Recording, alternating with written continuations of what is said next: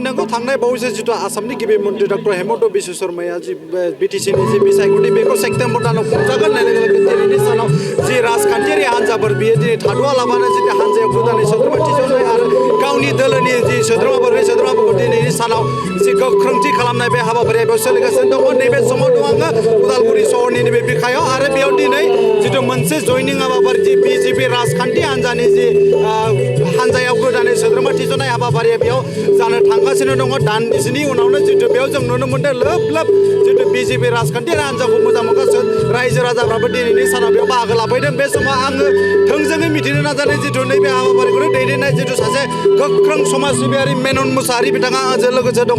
नोंथाङा जितु सासे समाज सिबियारिमोन दिनै नाथाय राजखान्थियाव फैबाय बिनि थांखि आरो नोजोरा मा जाहोनखौ लानानै नोंथाङा राजखान्थियाव फैगोन?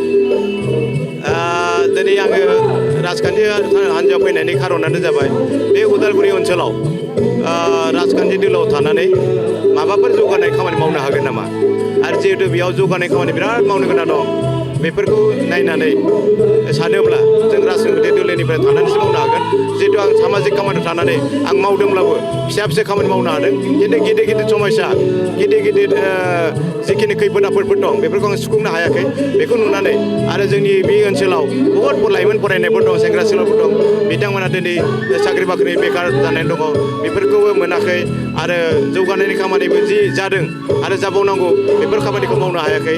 बेखायनो आंबो जुदि राजखान्थि दोलोआव बा रिजनेल पार्टियाव थायालासिनो नेसनेल पार्टियाव थानानै आं माबा मोनसे मोजां खामानि मावनो हागोन नामा होननानै साननानै आङो दिनै राजखान्थि दोलोआव जोगदान जानो थाखाय दिनै रेडि जानानै दं। बेसेबांसो सोद्रोमाफोरा दिनैनि सानाव बेयाव बाहागो लागोन नोंथांजों आरो बेयो मा राजखान्थियारि हान्जा आरो गुबुन गुबुन दोलोनिफ्राय मानिफ्राय फैगोन?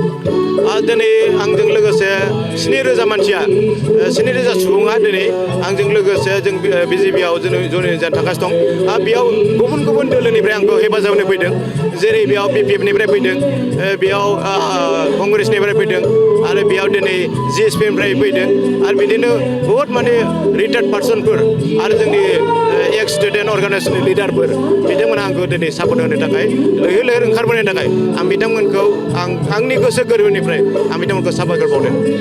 हान्जानिफ्राय टिकेट मोनोब्ला नोंथाङा बिसायख'थि गेलेनो दिनैनि सानाव थागथियारि ना?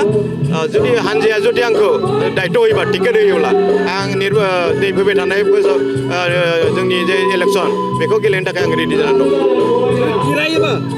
देरहायोबा नोंथाङा टिकेट मोनखांनायनि उनाव नोंथांनि गिबि खामानिया मा जागोन? जोंनि नैबेयाव उदालगुरियाव जिखिनि जोंनि जि समस्या जोंनि लामा दालांनि समस्या दङ आरो जेरै सेंग्रा सिख्लाफोरनि जिखिनि बेकार समस्या दं बेखौ लानानै आरो जोंनि जिखिनि जोंनि स्कुलफोरनि समस्या दं बेफोरखौ लानानै आङो माने फरायनायनि समस्या होन बा लामानि समस्या होन हेल्थनि समस्या होन मोनफ्रोमबो बिथिङावनो आं खामानि मावनो थाखाय रेडि जानानै दं। जोंबो आसा खालामनाय थाबाय रायजोनि जानानै नोंथांनि जिथु साननाय बे जाफुंगोन। गोजोननाय थाबाय नोंथांमोननिफ्राय अननाय आरो सापर्टखौ मोनगोन होननानै आङो आसा खालामबाय।